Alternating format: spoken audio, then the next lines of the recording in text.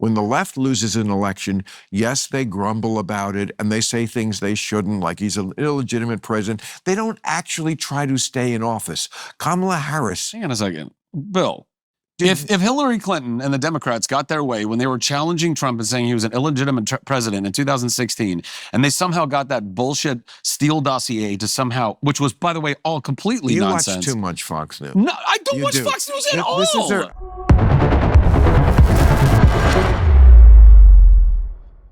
Hello, everybody, and welcome to the Leftist Losers Show, where we point out all of the losers of the left, and today's loser is Bill Maher. Now, Bill Maher recently had Zachary Levi on his show Club Random, which is his podcast. It's a long-format podcast where he brings on guests, and they discuss things like any other podcast, but he usually brings on people that disagree with him, which I very much appreciate, but they tend to make Bill Maher look silly. I don't know why he tortures himself like this to embarrass himself, but I do appreciate it because it gives us moments like this that we can watch and use as examples on why some of the people on the left are just ridiculous. Bill Maher has some pretty awful takes, and I think that has to do a lot with the fact that he's very uninformed. He comes off and tries to come off like he's informed, but he tends to operate along the lines of somebody who just reads headlines and then acts like they know what's going on when they really don't.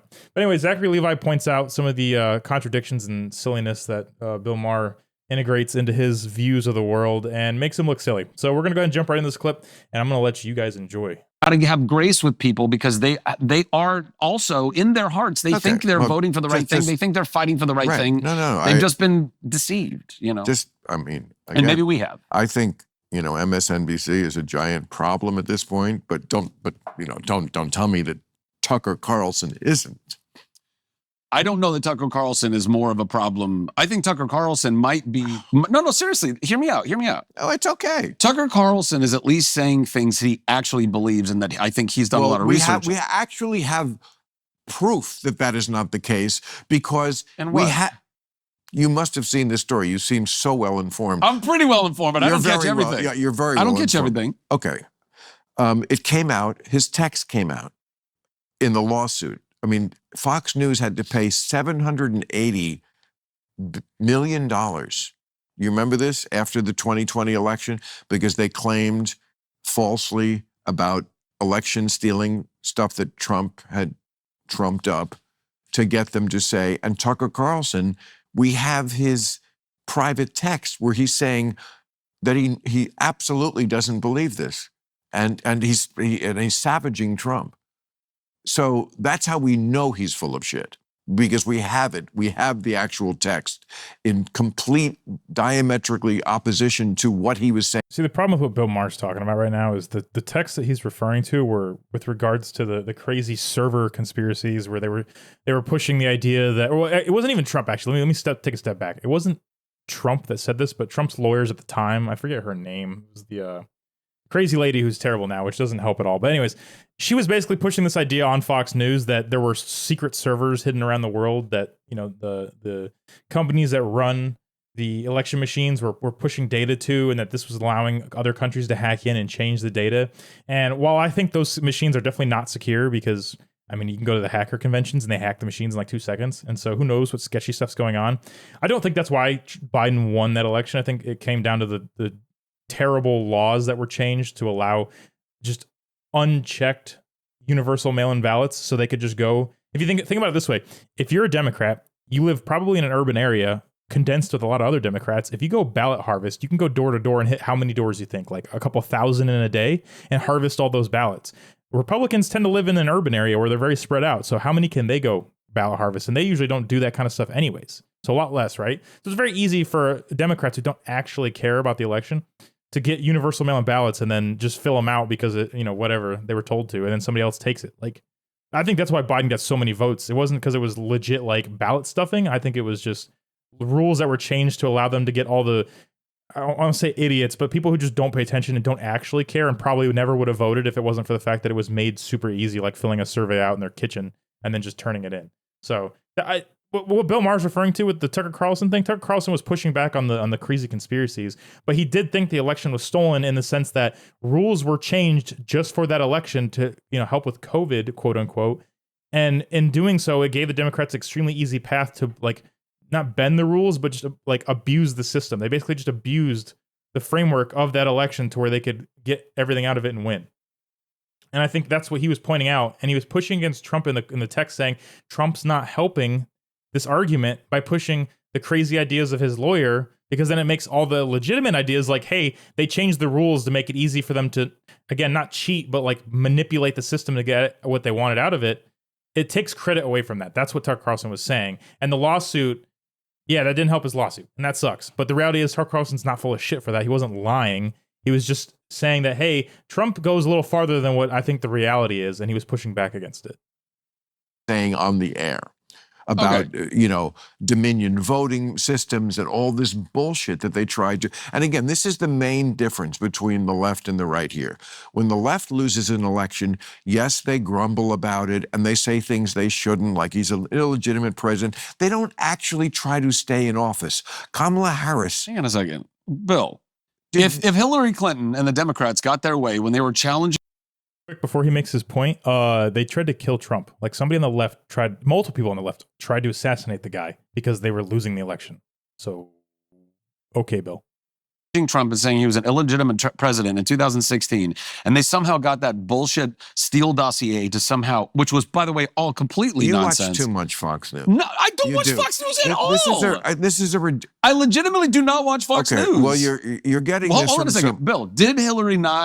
Did they not all think that he was a Russian asset, and that Russia had fixed the election? Okay. Was that not what they were saying? Okay, but I got to explain to you the difference. Was it not? And then we don't have to talk about this all night. Was it not? I will.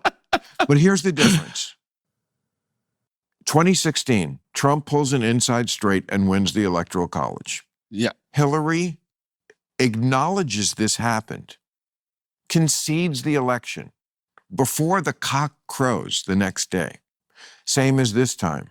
Kamala Harris conceded the election, said, I lost. There's no lawsuits. There's no demanding recounts. There's none of this bullshit. I trust the system and I say the other guy won. Now, what happened after that, the Russia thing, first of all, that's completely debatable. But if you really think that there's some sort of equivalency here between after the guy who you admit was. Well, the Steele dossier situation was not debatable. The guy went to jail. The lawyer involved in that, who brought the fake dossier into the public, he went to prison for that. So no, it was not debatable. And okay, you can say Kamala Harris conceded immediately, but that's because she lost so horribly. She was doing so terribly. There's nothing for her to push. They lost the Democrats have been winning the popular vote the last couple of elections, and they lost that. They had no argument. They don't have an argument. Everything is down the toilet. There's no argument for Kamala Harris to push back. And she still was fundraising for an account that was described as being for recounts, which might be for the other Democratic races, but still, okay, they still might push for that. Who knows? Trump's not in office yet. They could still pull some garbage. And his first point about, well, they just let it go. She conceded. She conceded and then immediately had her lawyers go and fabricate a dossier supposedly from the Russians saying that Trump did all these terrible things and was involved with them. Yeah, but it was fake. So, okay, they don't do something publicly, but they try to get their CIA buddies to go and do some terrible stuff so they can destroy him as a person. Because again, assassinations don't work nowadays. You have to destroy the character of the person. That's what they were attempting to do. Thankfully, it didn't work. Bill puts blinders on, man. The TDS really does blind him. It's crazy. Won the election, is in office, carping about him, saying, oh, the election was unfair because of this or that. That has gone on throughout history. But nobody has done what he did, which is he still has not conceded the 2020 election. Took it to court 63 times, was laughed out of court 63 times, pressured the Justice Department to not, asked his supporters to march on the Capitol. He didn't ask them to do that. Okay, but and also he requested the National Guard, and it's been confirmed that he was denied by Pelosi. But the point is that by not conceding the election, by never saying from November, whatever day that election was, November 5th or something, to January 6th, he had 2 months to say to his supporters, yeah, we lost. We'll come back next time. You don't win them all. Like every other president and candidate ever did, including when it was possibly not kosher like Nixon in 1960, Al Gore in 2000, but they did it. They came out and said After a recount. If you don't get why that's completely different than whatever you're trying to say is an equivalency, Hold on a second. then I can't talk more about this. I just have to accept this. But let me just let me clarify though. But it is. I'm actually not. But I'm not trying to excuse all of that. It's as really crazy not. I'm not as saying. I'm not men saying that can his. have babies I'm not on the saying other that side. that. That's straight getting into science and biology. No, but it is. No, there's a lot more nuance than that in this. No, there isn't. Hold on, Bill. Hold on a second. There's hold on. nuance. I'm not saying that the way that he took that was the right way to do it. I agree with you. I don't think he should have done it that way. If he actually thought that the election was being stolen, he should have done something else about that as opposed to getting lost in his ego, which he did, which he does a lot. And I don't like that about Trump. I don't like that he does have, as part of his superpower, it is this ego that has protected him and made him strong and powerful and capable of being very charming and doing all the things he's done. And listen, I know a lot of people that know him. I'm like, personally, I've never met him, but the people that do know him on a personal level will speak to the fact that he is a human. There's a human in there who really does want the best. Right. Did he handle it in the best way? I agree with you. I don't think he did. I don't. Handle it in the best way is like a super charitable way I of think characterizing but there's a lot of conceding the election, the cornerstone of what democracy is. Let me ask you a question. So can we get off this? I mean, okay, what else do you want to talk about? Because it's just frustrating for both of us. Bill knows he has no real argument here because, again, this type of stuff's been debunked. Like, they were constantly pushing the narrative that Trump was calling for January 6th, which he said at the very beginning of them getting on this topic, right before Zachary got to put in a word. Bill Maher said he called on his supporters to come to the Capitol, and Zachary immediately said, that's not true, because it's not true. But Bill Maher's worldview of how Trump operates and his, how that whole situation when January 6th went down and the election went down, it requires that to be true. And that theme to be true, that's what was going on, is Trump was demanding they take over and have a coup and do all this crazy shit. None of that was happening. And Bill Maher knows it. He knows it now because all that stuff's been debunked. And there's so many videos of Trump and other people in his cabinet saying that they were trying to prevent any of that kind of stuff from happening. And they just wanted a peaceful demonstration and they just wanted a rally like they normally do. And you know what? Bill Maher knows that. He knows that. And this is where the evil side of Bill Maher comes out. Because the man knows that's true, and that's why he's trying to get off the topic, because he knows it's not going to go anywhere. He refuses to accept what reality is, and he knows what reality is, but he has to stay in his bubble. So he's gonna shut the conversation down and move on, right? Let's talk about something else. What do you want to talk about? Let's do that. What do you want to talk about? What are you smoking? Are you smoking sativa or indica? And I ain't mad at you. Oh, buddy, I ain't mad. We good. Don't worry about it. I ain't mad at you. I love this shit. Me too. And but. Again, I'm the man in the middle. I feel like I'm the perfect one in this country to bring us together because I never get mad at anybody. The right loves me because I'm able to, when the left needs to have a knife put in their gut, they all say this to me, nobody does it like you, Bill, because I know them. And also I can do it better. I mean, they don't have any great comedians on the right. It's okay. I beg to differ on that. Like who? Well, I don't know. I mean, I think people that appeal more to conservative audiences. Who's a great right-wing comedian? Are you saying that's doing political stuff or that? Okay, well, we won't go too much farther into this conversation because it just gets into more entertainment type stuff. If you guys want to watch that, go check out Bill Maher's show. I mean, I'm dunking on him here a little bit with this video, but again, get the information from the source, right? Don't just rely on people like me or other people to get these clips. Go watch the actual shows and see for yourself the arguments they made in the full.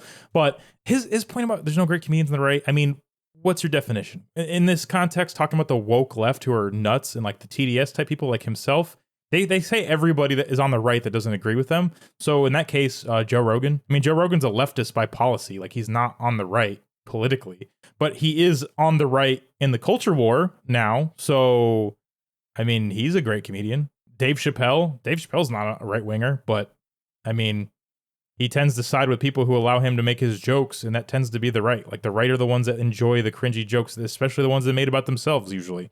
Other than crazy people, but a lot of people on the right are okay with edgy, hilarious comedy that is what comedy is. Not the weird crap the left does where they want everything suppressed besides terrible vagina jokes or something. I don't know.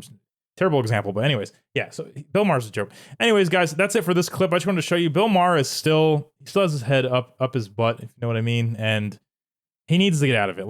the fact that he shut that conversation down, I think is the biggest thing to take away from this clip, because that shows you that he knows what the truth is. So he's either lying. Well, he is lying for sure, but he either just doesn't want to accept what reality is, even though he knows it, or he's trying to manipulate people.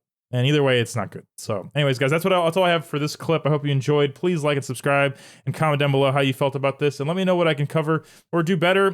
Just got back from a large break and was away from my studio. So I haven't been making these videos for a while. Missed, an amazing election, which kind of sucks. But anyways, I'm happy to be back and get back in the swing of things. And I'm sure these first few videos are going to be rough, but doing my best here, guys. So let me know what I can do better. And I appreciate all of you watching. And I hope you'll have a fantastic day.